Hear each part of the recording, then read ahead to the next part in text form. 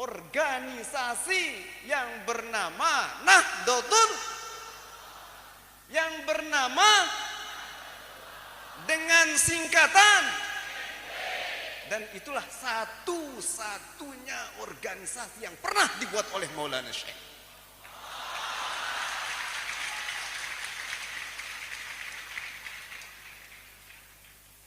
Jangan percaya kalau ada yang mengatakan bahwa Maulana Syekh pernah membuat organisasi dua. Jangan percaya kalau Maulana Syekh membuat organisasi tiga, apalagi empat. Ya, yang pernah dibuat oleh Maulana Syekh itu hanya satu organisasi saja, yang sekarang perwakilannya sudah ada di 34 provinsi di seluruh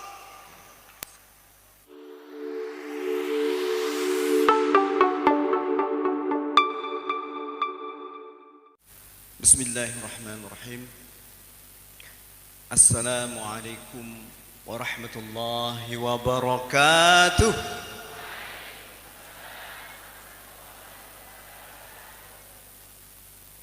Alhamdulillahi rabbil alamin, wabihi nasta'in ala umuri dunya waddin, wassalatu wassalamu ala ashrafil anbiya'i wal mursalin Sayyidina Muhammadin wa ala alihi wa ashabihi ajma'in.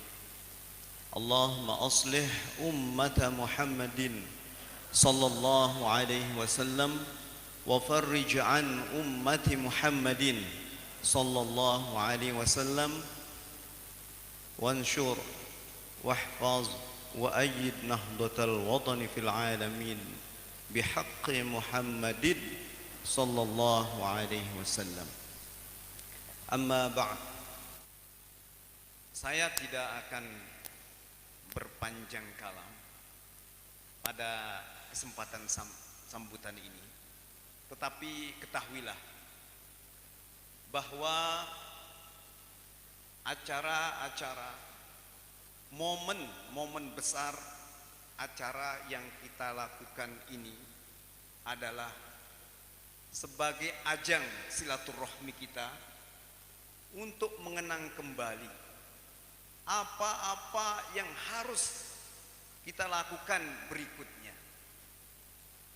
Kita mengenang kembali jejak-jejak para pendahulu kita yang telah begitu hebatnya dengan jiwa yang ikhlas, yakin ikhlas serta istiqomah membuat organisasi kita menjadi terus berkembang dan besar.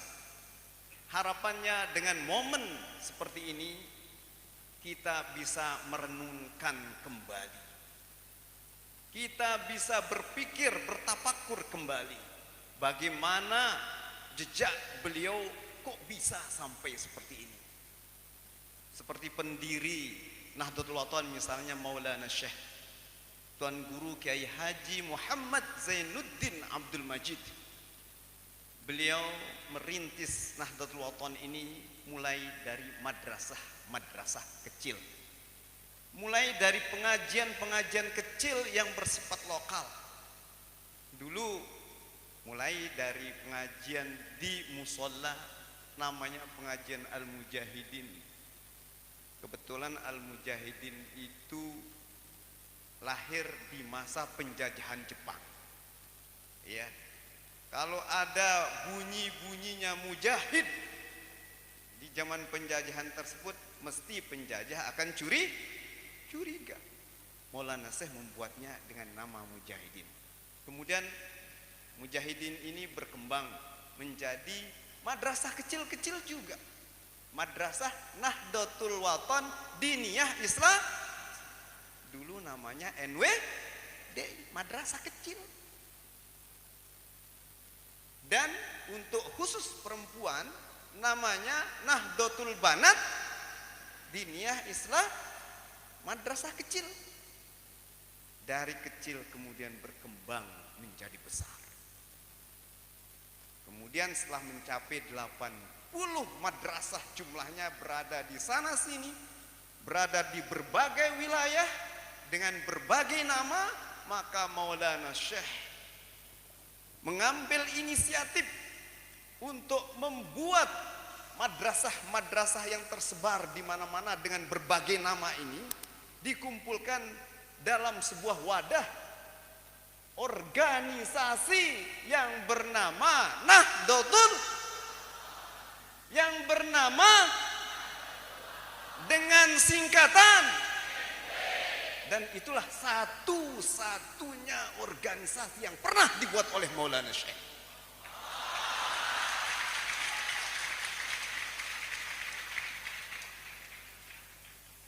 Jangan percaya kalau ada yang mengatakan bahwa Maulana Syekh pernah membuat organisasi 2. Jangan percaya kalau Maulana Syekh membuat organisasi 3, apalagi 4. Ya, yang pernah dibuat oleh Maulana Syekh itu hanya satu organisasi saja, yang sekarang perwakilannya sudah ada di 34 provinsi di seluruh. Ini berkat kepemimpinan Maulana Syekh Tuan Guru Kiai Haji Lalu Gede Muhammad Zainuddin As-Sani. Sudah namanya aja sudah menandakan. Ya, kalau saya menamakan nama anak saya namanya Muhyi Abidin Sani, itu artinya saya berharap bahwa anak saya nanti yang menggantikan posisi saya. Anak saya nanti yang menggantikan kedudukan saya dalam segala hal secara paripurna. Itu harapan saya. Maulana Syekh pun berharap seperti itu. Beliau menamakan cucunya karena putra-putrinya itu nggak ada yang putra. Ya, hanya ada putri. Maka beliau memberi nama kepada salah satu cucunya, bernama beliau sendiri Muhammad Zainuddin As. Itu harapannya secara paripurna nanti yang melanjutkan cita-cita saya adalah cucu saya yang bernama Zainuddin As. Itu merupakan ayatun min ayatin yang ditinggalkan oleh Maulana Syekh agar kita bisa membacanya. Kalau orang mengatakan nama itu nama sekedar nama. Apa sih arti sebuah nama? Itu sudah pemikiran kolot. Ya, nama itu bermakna, tahu? Rasulullah Shallallahu Alaihi Wasallam sampai mewanti-wanti kita agar memberi nama kita dengan nama yang baik. Itu artinya nama itu bermakna. Itulah sebabnya bagaimana cara Maulana Syekh mengembangkan Nahdlatul Wathon ini.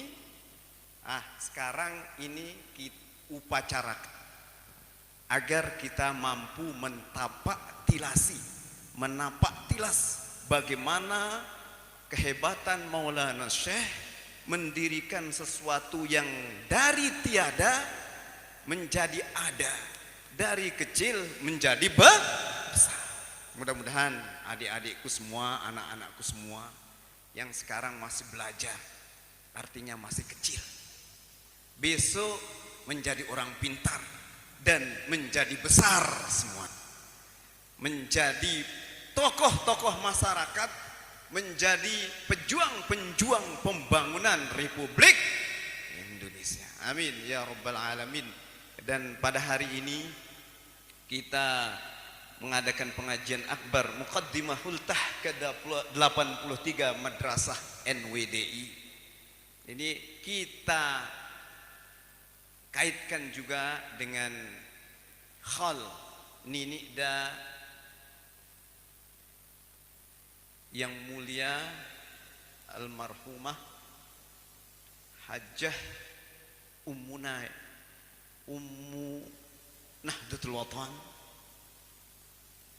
Hajjah Rahmatullah, yang beliau dengan setia mendampingi Maulana Syekh sampai akhir hayatnya.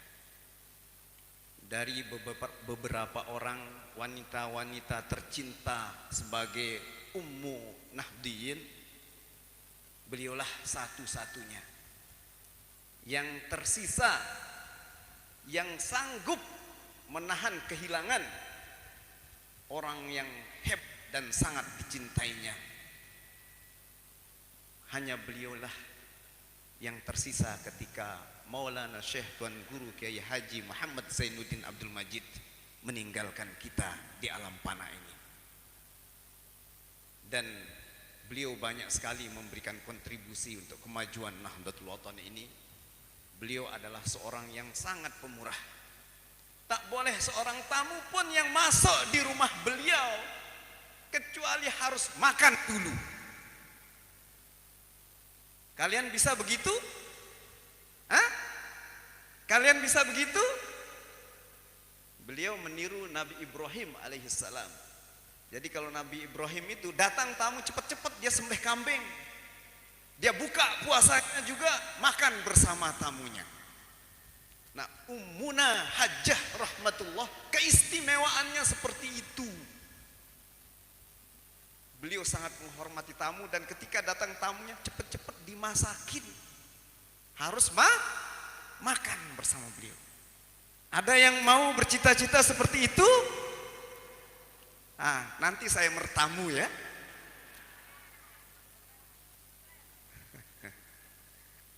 Kalau di Tuan Guru Khairi mungkin sudah jadi dia. Ya Ibu Muslimat ya. Atau di Umi Syarkawi atau di umi-umi yang lain ini mungkin sudah jadi dia. Tapi kalau kalian mungkin masak dulu ya. Baiklah seperti itulah. Nah, keistimewaan orang yang telah meninggalkan kita, orang-orang besar yang meninggalkan kita, itu harus kita ingat kembali. Kita rewind dan kita contoh ya sedapat mungkin. Waduh, saya nggak punya ayam untuk disembelih nih. Yang datang bos besar, wakil ketua komisi 2 misalnya kan? Ya, nggak ada ayam, kopilah cukup. Ya, kopi cukup. Karena adat kita di Lombok ini adat ngopi kan. Jadi kadang-kadang kalau 3 rumah kita mertamu, sudah 3 gelas kopi masuk, perut jadi kembung. Seperti itu.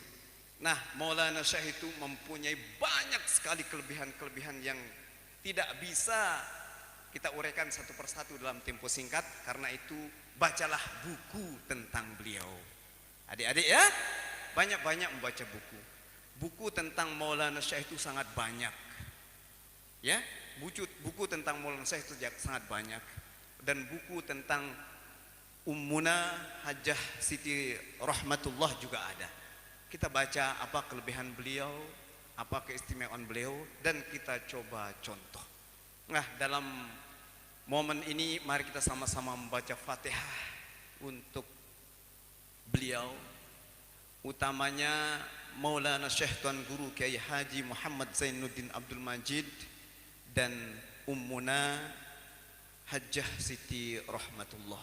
Mudah-mudahan Allah Subhanahu wa taala menjadikan makam dan makbarah beliau menjadi Riyadul Jannah, menjadi taman-taman surga,